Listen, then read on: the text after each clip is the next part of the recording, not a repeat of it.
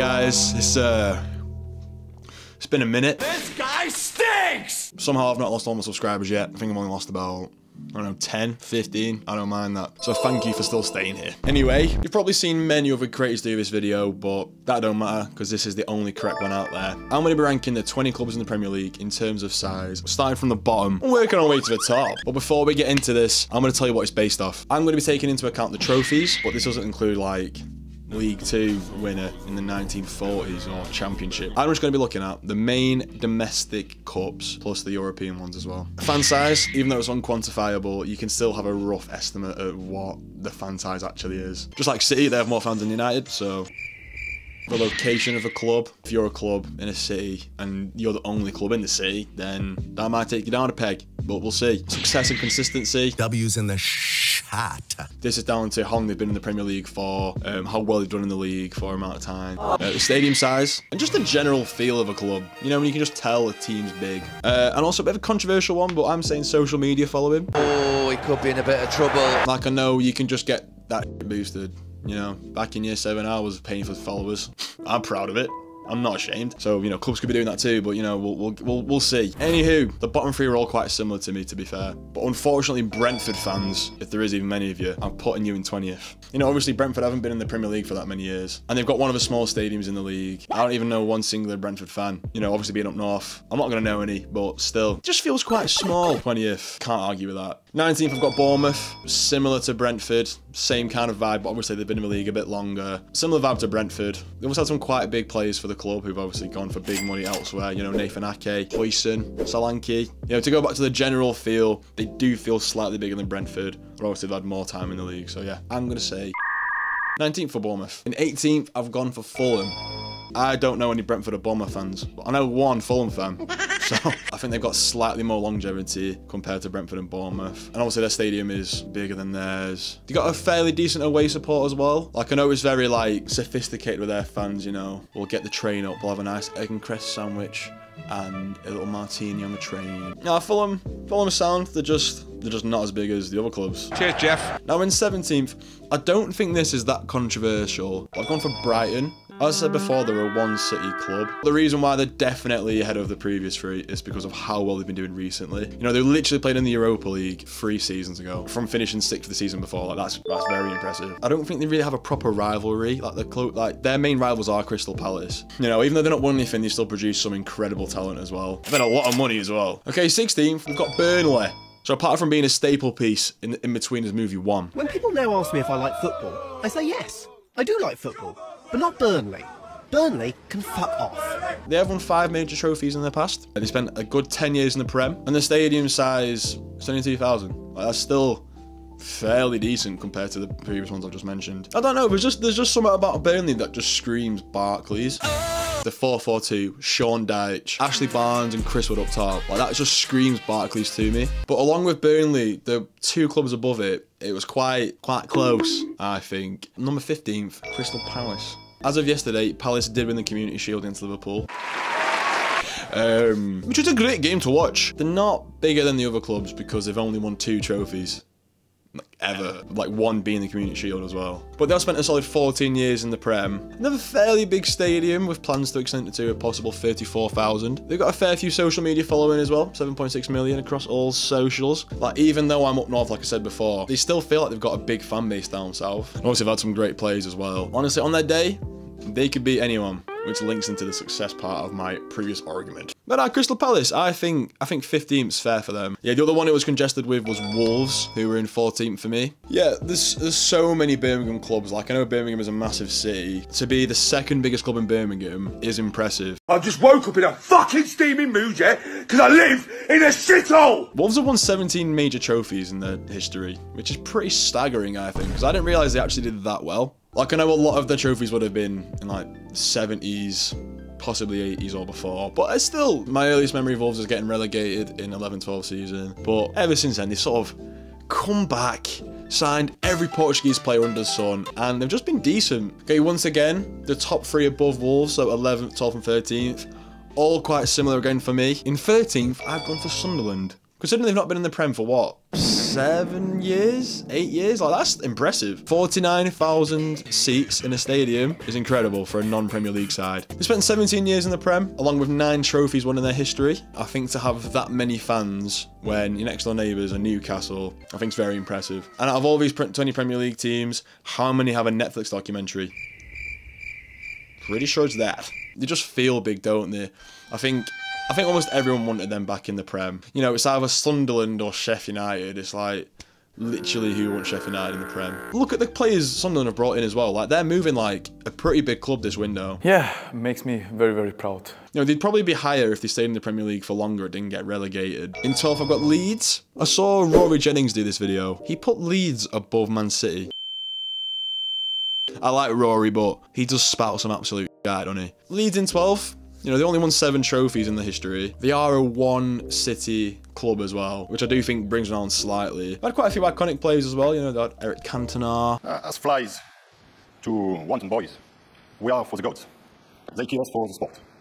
Soon the science will not only be able to slow down the aging of the cells. Like, I know Leeds have got a lot of Premier League heritage, and they do feel like a classic Prem team. And I'm glad they're back in the Premier League as well.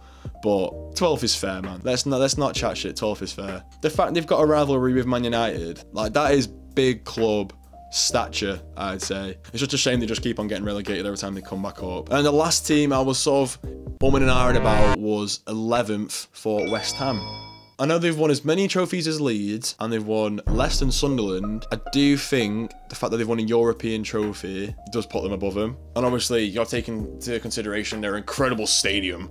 68,000 fans just blowing bubbles and shit. Like, that's pretty solid. And I just think what they represent, like, I don't know if they fully represent it now, but back in the day they represented a proper working class men's team. It's a shame that, like, obviously the past couple seasons they've had a bit of down form, but I still think they're a big club. And 19 million social media followers, that's big club status. And they'll spend 29 years in the Prem. Like, that's literally one of the highest out of all the teams in here. So now we're in the top 10, baby. The next 3 clubs again, all quite, you know, in the same bracket. My 10th place team is Nottingham Forest. Once again, even though they've been in the Championship for quite a bit, they've won 2 European trophies, along with 8 domestic trophies as well. And, like, my mum's a Derby fan, so I know she's going to hate me saying all this, but it's just not quite a big club. You know, they did so well in the Premier League as well last season. Yeah, even though most of their success was prior to this season, I do think their time will probably come again when they'll start winning stuff again. This is now the part of the video where we take a moment and press subscribe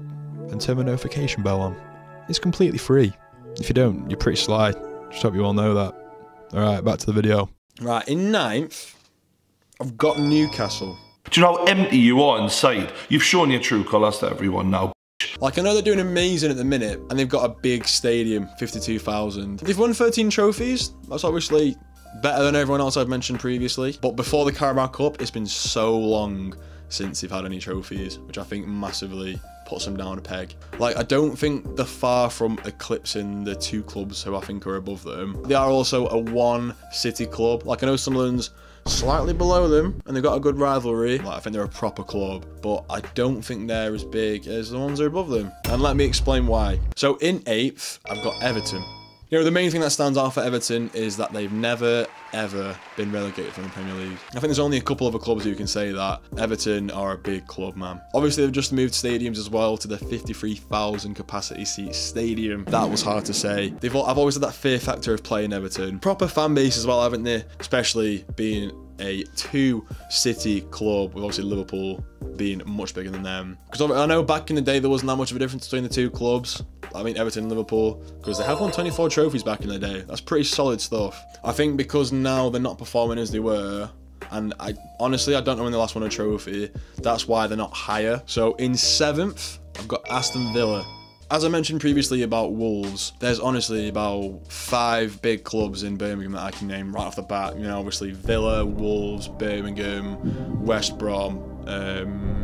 Is that just 4? I feel like I'm forgetting another big club in Birmingham, but either way. Obviously beating Bayern in 1982, that's a big accomplishment for the Villa. That's 22 big trophies, man, and a big fan base. There's even people around me, you know, near Buxton, there's Villa fans, which is crazy to me. And I know obviously not too long ago they were in the Championship and only just survived relegation in like 2021, I think it was. They're still massive. And I feel like they're finally now performing to the level they should be in terms of the club size. I don't think you can argue with them being any lower than 7th. You know, geographically being that part of the UK and being as big as they are and having that much of a fan base, I think that's solid in 7th. Okay, now we're getting to the big 6. And don't worry, I'm not going to be too biased. But in 6th, I've got Spurs. Obviously, there's not many Spurs fans from where I live. There's a few, to be fair, which I find quite random. Spurs are big, aren't they? Let's not chat shit. Obviously, off the back of winning the Europa League, very big win for them. Big Ange should never have been sacked. It's just who we are, mate.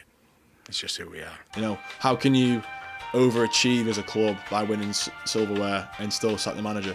I think it's a joke. But they got Thomas Frank now, so, you know, swings and roundabouts. I had a lot of iconic players back in the past. You know, obviously they're going to be massive down south, but obviously huge stadium as well. Fan base wise, nowhere near as close to Arsenal and Chelsea. You could argue they probably should have won more in the past 10, 15 years. Right, I'm not going to be biased here. In 5th, I've got Man City. In the past, let's say 10 years, they've been the biggest club because they've won the most trophies.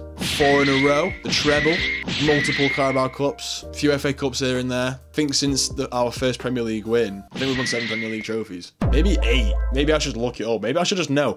Either way. Chill. Yeah, hold up. You can't knock our recent success. The most iconic goal of the Premier League of all time, Aguero's goal against QPR. The only thing that puts us below is just the longevity. You know, I think there's certainly potential for us to claim 4th, but I just think as of right now, we've not got the most fans, especially amongst people my age. But I do think, let's say 10 years time, if City get back to the winning ways as we've seen, I do think we'll have a similar sort of fan base as the Man United. Now, I know it sounds crazy, but just hear me out. The reason why Man United is so big and, you know, down south, I mean, all across the UK really, and even in bigger countries, it's because of the things they've won and the players they've got. This is what City have been doing the past 8 years, 10 years, winning. I do think there's a possibility to get a much bigger fan base. Maybe I take it back. I don't think we'll get as big as Man United for at least a long time, but there's definitely potential for us to take 4th, maybe even 3rd place. In 4th, I've got Chelsea. I mean, goes without saying. The only reason we're massive is because of the oil money. Like, I know we were still winning stuff back in the day. The oil money has helped, just like it's helped Chelsea. But the reason why I think Chelsea are bigger than City is because they've won a wider range of trophies, and obviously winning the Club World Cup, that's pretty big. Like, they've won everything, especially for like a longer period of time. Like, I know they're going for a bit of a drought now, but they will be back, obviously. And I think you've got a wider geographical fan base, Chelsea, than City do, and a bigger fan base, so I do think that's why they will sit comfortably in 4th. Top 3. In 3rd, I've got Arsenal. They are the biggest club in London, aren't they? It's time to go! Too many. I know they haven't won any trophies recently, apart from an FA Cup back in lockdown, which I don't know how they did, by the way. Like, they were the biggest banter club.